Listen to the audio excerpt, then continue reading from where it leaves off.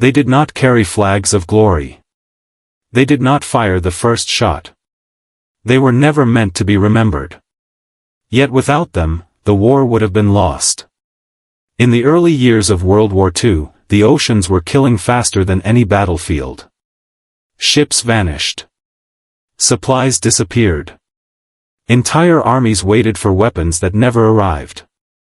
Germany believed it had found the perfect chokehold. Sink the ships. Starve the front. Win the war without invasion. America faced an impossible question. How do you replace ships faster than an enemy can destroy them? The answer was not elegance. Not innovation. Not perfection. It was speed. Crude hulls. Rushed welds. Untrained workers. And numbers the world had never seen. What emerged was not a fleet. It was a moving continent of steel. An army that floated. An army that never stopped coming. This is how Liberty ships turned oceans into highways. World War II was not decided by courage alone. Or by strategy. Or by the brilliance of generals studying maps. It was decided by distance.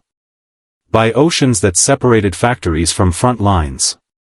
By time measured not in days, but in shipments. Every tank that rolled forward had to cross water first.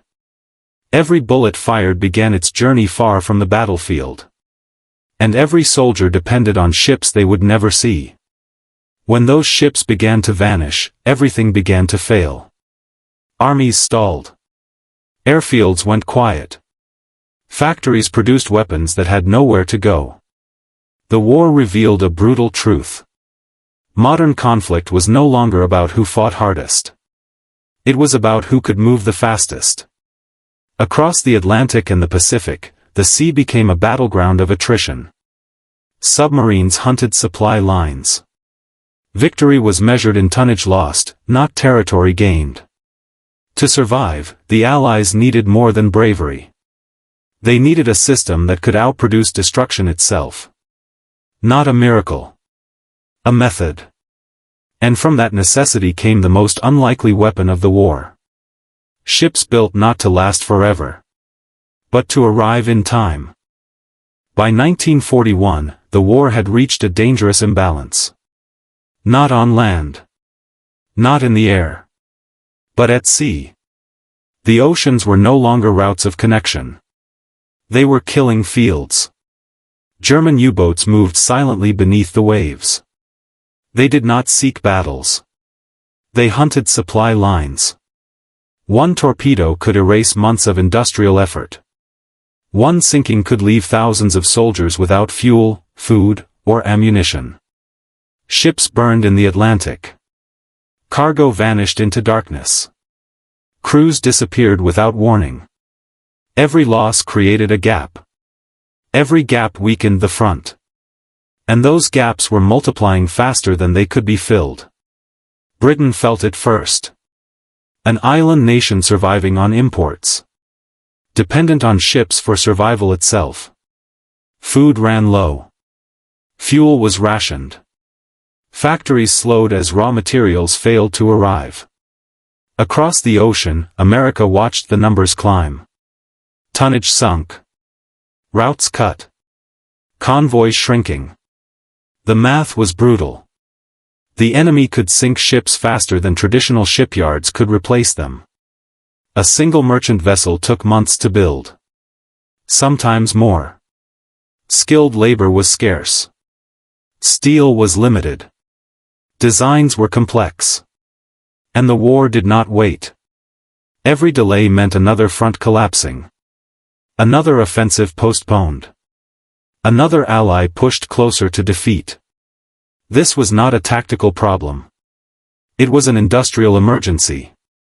No brilliant maneuver could solve it. No daring raid could reverse it. The solution would not come from the battlefield. It had to come from the assembly line.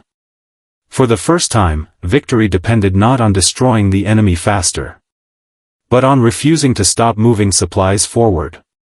The question was no longer how to protect every ship. That was impossible. The question became something far more radical. Could a nation build ships so fast that sinking them no longer mattered? Could loss itself be overwhelmed? Because if the oceans could not be crossed, the war would never be won. And time was already running out. The answer did not come from admirals, or from ship designers chasing perfection. It came from necessity. America did not need better ships. It needed more ships. Immediately. Traditional shipbuilding was too slow. Too careful. Too dependent on skilled craftsmen who were already in short supply. The war demanded something different. Something brutal in its simplicity. A ship that could be built quickly. By anyone. Anywhere. The design was stripped down to its essentials. No curves meant to impress. No unnecessary complexity. No time wasted on beauty. If a component did not move cargo, it did not belong. Rivets were replaced with welds. Prefabricated sections replaced handcrafted hulls. Precision gave way to repetition. The result was a vessel many professionals mocked. Too plain. Too weak. Too temporary. They were not wrong. The ship was never meant to last decades. It was meant to last long enough. Long enough to cross an ocean. Long enough to unload its cargo. Long enough to keep the war moving forward. Speed became the new standard. A standard measured in weeks instead of months. Shipyards multiplied across the coasts. Construction moved inland. Factories that had never seen water began producing ships. The question was no longer whether one ship could survive the sea. It was whether thousands of them could overwhelm it. America chose quantity over tradition. Momentum over caution. And in doing so, it embraced a new form of warfare. Not one fought with guns or torpedoes, but with schedules, supply chains, and steel. The Liberty ship was not a symbol of pride. It was a tool. Crude. Replaceable. Relentless. And once the first hulls touched water, the balance of the war quietly began to shift. Speed did not happen by accident. It was engineered. To build ships faster than they could be sunk, America had to abandon centuries of tradition. Shipbuilding had always been slow. Craft-based. Dependent on highly trained hands shaping steel piece by piece. Liberty ships changed that. They were not built. They were assembled. The hull was divided into massive sections. Bow. Stern. Midships. Each section was built separately. Often miles away from the water. Often by workers who had never stepped inside a shipyard before. Factories produced components non-stop. Plates were cut to standard sizes. Frames were repeated again and again. There was no room for customization. Every Liberty ship was almost identical. Sameness became strength. Welding replaced riveting. It was faster. It required fewer workers. And it allowed steel to be joined in hours instead of days. Entire seams were sealed in a single shift.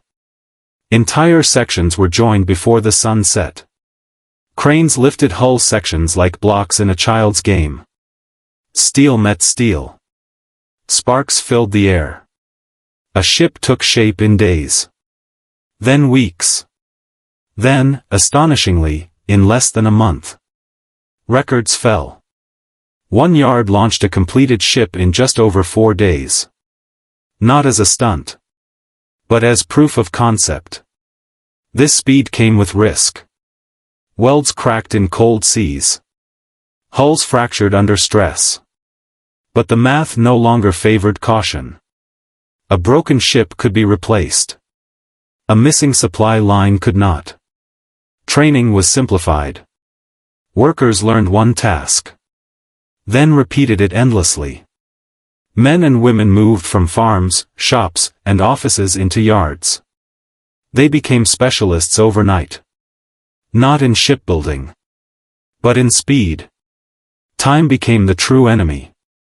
Every hour saved meant cargo delivered. Every launch meant another lifeline restored. The ocean had become a conveyor belt of war. And Liberty ships were its carriers. They were imperfect. They were fragile. But they existed in numbers no enemy could silence. And once production reached full speed, the question was no longer whether America could keep up. It was whether anyone could stop it. Steel did not build the Liberty ships alone. People did. Millions of them. Most had never seen a warship. Many had never seen the ocean. Some had never held a welding torch in their lives. And yet, they were asked to do the impossible. Shipyards filled with faces the industry had never relied on before. Women stepped into roles once closed to them. Minorities entered yards that had long excluded them. Teenagers worked beside retirees. The war erased old rules. Speed demanded inclusion. Training was brief. Sometimes only days long. Mistakes were expected. And corrected. One person cut steel. Another welded seams. Another guided cranes overhead. No one saw the entire ship. They did not need to. They understood their role. And repeated it endlessly. Shifts ran day and night. Yards never slept. Lights burned through fog and rain. Exhaustion became routine. So did pride. Each launch was a victory. A moment where weeks of labor slid into the sea. Many workers never learned the ship's name.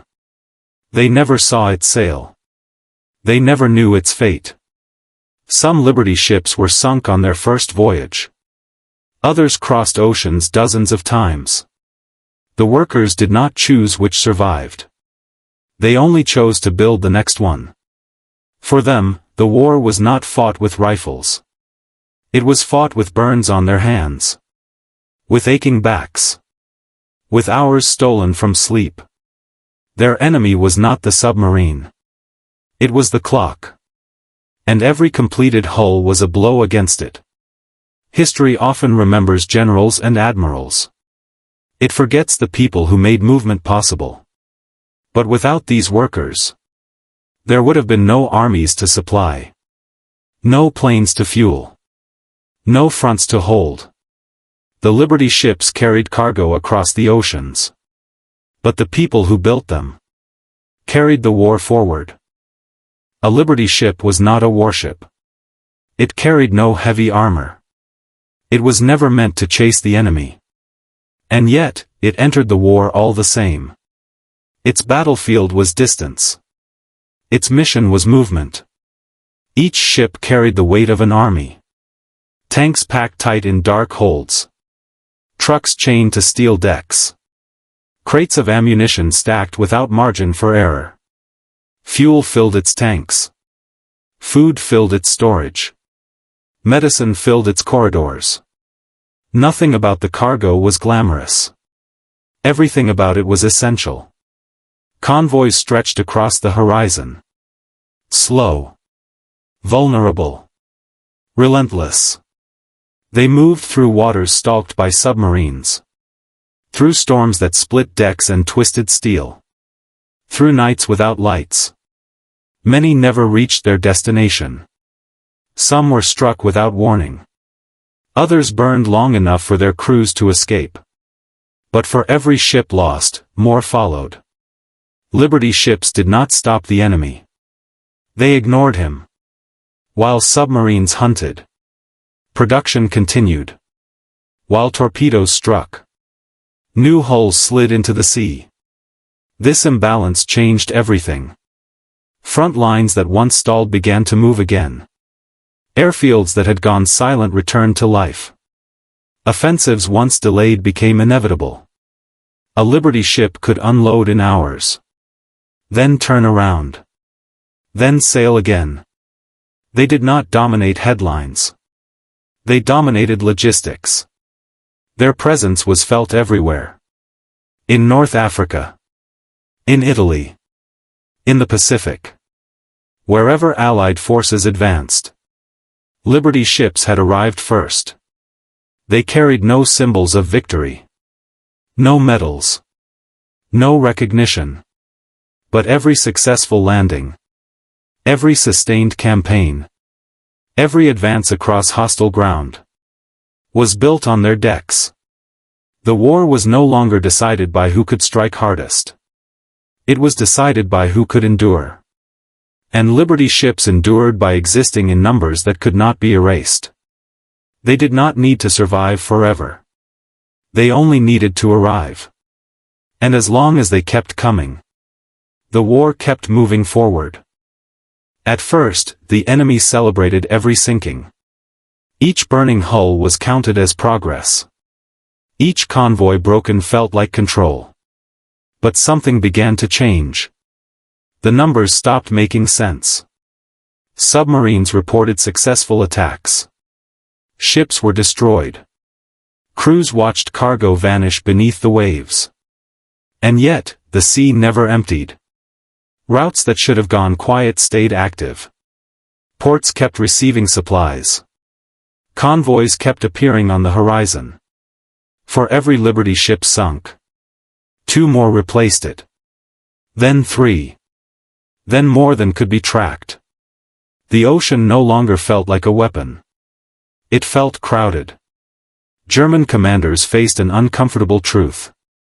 They could not sink ships faster than America could build them. Victory through attrition depended on scarcity.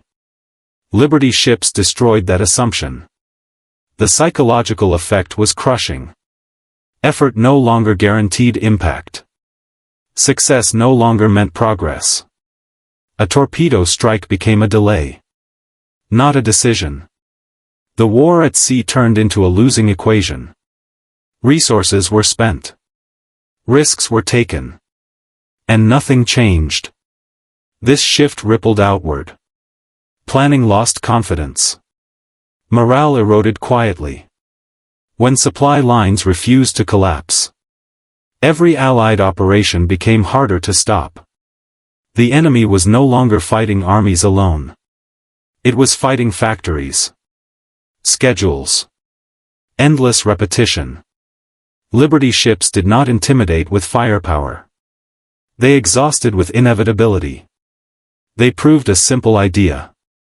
Destruction only works when replacement is slow. Once replacement became unstoppable, fear changed sides. The sea no longer belonged to those who hunted. It belonged to those who could keep building. And that realization marked the moment. The war beneath the waves was already lost. Speed always demands payment. Liberty ships were no exception. They were built to move fast through production. Not to age gracefully at sea. Welding saved time. It also created weaknesses. In cold waters, steel became brittle. Cracks formed without warning. Some hulls split open under stress. Crews learned to listen to the ship. To feel vibrations. To fear sounds no manual explained. Liberty ships were slow. Easy targets when alone. Dependent on escorts they could not outrun. When struck, survival was uncertain. Fire spread quickly. Cargo turned deadly. Thousands of sailors paid the price. Many were civilians. Few were trained for combat. These ships were never safe. They were simply necessary. Critics pointed to the losses. To the accidents. To the design flaws. They were not wrong. But the war offered no alternatives. Perfection would have taken too long. Improvement would have cost momentum. Every decision favored now over later. Delivery over durability. The Liberty ship accepted risk as a feature. Not a flaw. It existed to be used. And if needed, to be replaced. For the men aboard, This reality was never abstract. They crossed oceans knowing their ship might not return. Knowing another would take its place if it did not. Speed won the argument. Even when it cost lives. And that cost is inseparable from the story of how the war was supplied. When the war ended, the oceans looked unchanged. Wide. Cold. Indifferent. But beneath their surface, history had shifted. Liberty ships did not win famous battles. They did not raise flags over captured cities. They did not appear in victory parades. They did something far more decisive. They made victory possible. Every landing that succeeded depended on supplies that arrived first. Every offensive that continued depended on fuel that never ran out. Every army that advanced did so on cargo carried across water. The Liberty ship turned distance into a manageable problem. It transformed oceans from barriers into routes. The enemy learned a hard lesson. You cannot defeat a nation that replaces loss faster than you can create it. Destruction lost its power. Delay became meaningless. The war was no longer decided by single moments of brilliance. It was decided by consistency. By endurance. By repetition. Factories replaced fear. Schedules replaced uncertainty. Men fought on the front lines. But behind them moved an endless current of steel. That current never stopped. Liberty ships proved that modern war is not only about firepower. It is about movement. About supply. About refusing to let distance decide the outcome. They were imperfect. They were temporary. They were expendable. And that is why they worked. Because in a war measured by time, the side that can keep moving, when everything else breaks, is the side that wins. The Liberty ship was not just a vessel. It was a decision. And once that decision was made, the outcome of the war was only a matter of time.